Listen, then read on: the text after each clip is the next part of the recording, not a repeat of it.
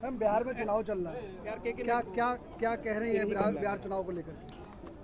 गठबंधन बहुत मजबूती के साथ चुनाव लड़ रहा है और आप देखेंगे कि जब परिणाम आएंगे तो बहुत ही आशाजनक परिणाम होंगे और पूरे देश के लिए मैं समझती हूँ आशाजनक परिणाम आने वाले हैं। स्टार प्रचारकों की सूची महागठबंधन की जारी हुई, जिसमें कुछ लोगों के नाम छूटे, भाजपा वाले टिप्पणी कर रहे हैं कि कुछ चुनिंदा लोगों को ही स्टार प्रचारक बनाया गया।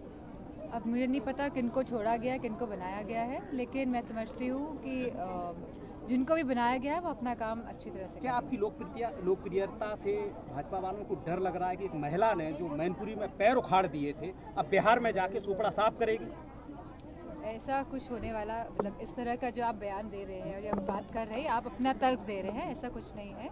अगर वहाँ पे बुलाया जाएगा तो समाजवादी पार्टी के रूप में स्टार प्रचारक के रूप में हम जाएंगे। मैडम, रेल मंत्री जो हैं पूरे देश में जब हम यात्री ट्रेनों की बात करते हैं तो 13,452 है और रेल मंत्री हमारे ये कहते हैं, घोषणा करते हैं कि 12,000 ट्रेनें चलाई जाएंगी। ये कहाँ से चलेंगी?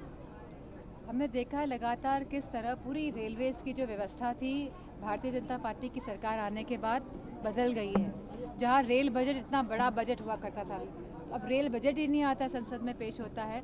और एक्सीडेंट्स अगर हम देखेंगे रेलवेज में, इतने एक्सीडेंट्स कोई भी और सरकार में नहीं हुए हैं जितनी भारतीय जनता पार्टी की सरकार में हुए हैं। और ऐसे मंत्री हैं जो जिम्मेदारी नहीं लेते अपनी एक्सीडेंट्स की। पिछली सरकारों में तो लोग इस्तीफा देते थे, मंत्री इस्तीफा देते थे अपनी नैतिक जिम्मेदारी समझकर। तो मैडम, भाजपा सांसद मनोज तिवारी बिहार चुनाव में एक रैली के दौरान बोले कि ये महागठबंधन के लोग भ्रामक प्रचार कर रहे हैं। वक्फ बोर्ड बिल को जो है संसद में पारित किया जाता है और ये विधानसभा चुनाव के नतीजे आने के बाद पारित करने की बात कर रहे हैं। मैं समझती हूँ क्योंकि कोई एजेंडा नहीं है भारतीय जनता पार्टी वालों के पास, और जिस तरह की परिस्थितियाँ बिहार में हैं और जिस तरह सीएम का चेहरा नहीं है एनडीए के पास आज, तो मैं समझती हूँ कहीं ना कहीं ध्यान भटकाने के लिए वक्फ बोर्ड, ये सीआईए, ये एसआईआर, ये इस तरह की गतिविधियाँ जानबूझ के सरकार करती है, जिससे मूल मुद्दे जो हैं बिहार के, जहाँ बेरोजगारी है, जहाँ पे लोग पलायन कर रहे हैं क्योंकि कोई रोजगार नहीं मिल पा रहा है, तो इन मूल मुद्दों से ध्यान हटाने के लिए इस तरह की बयानबाजी और भाषणबाजी होती है। मैडम, आखिरी सवाल है, पीडब्ल्यूडी को लेकर